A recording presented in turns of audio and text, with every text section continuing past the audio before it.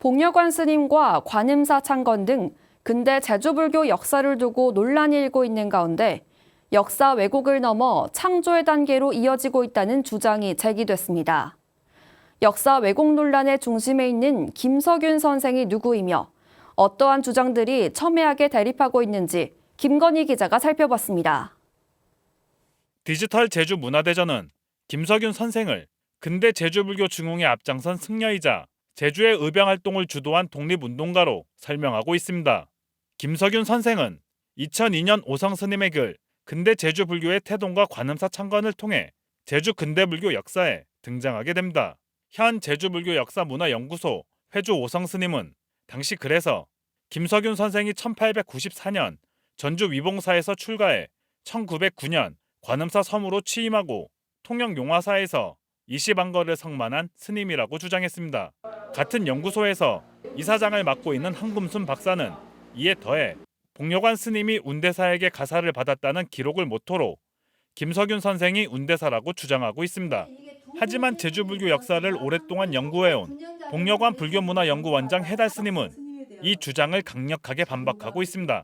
1907년 10월 김석윤의 장남이 출생합니다.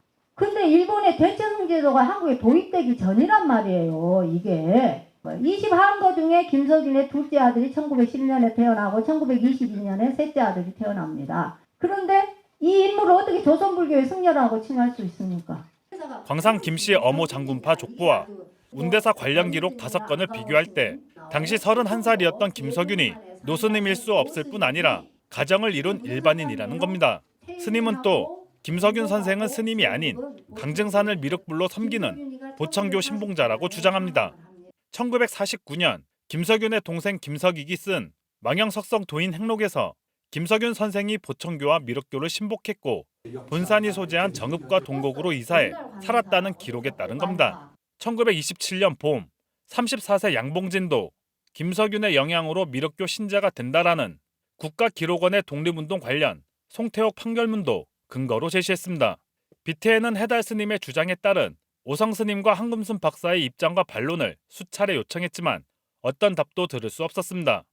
관련 세미나에 참석했던 순천대 탁표정 교수는 사료에 근거한 역사 연구의 중요성을 강조했습니다. 제주 근대불교의 어떤 그 신앙적 기반을 증산교로 이렇게 해석하는 연구들도 나오고 있더라고요. 이미 미래의 불교의 역사를 계속 이어나가기 위한 그 동력을 지금 축적하기 위한 거 아닙니까?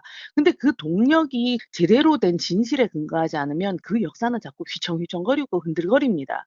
해달 스님은 근대 제주불교 역사를 바로잡겠다는 원력으로 기존 주장을 반박하며 관련 사료를 찾고 연구를 지속하고 있습니다. 존자함을 비롯해 제주불교 역사가 한국불교 역사의 중요한 부분으로 연구되고 있는 가운데 복려관 스님과 관음사를 중심으로 한 근대 제주불교 역사 정립에도 종단 차원의 연구가 필요해 보입니다. BTN 뉴스 김가희입니다.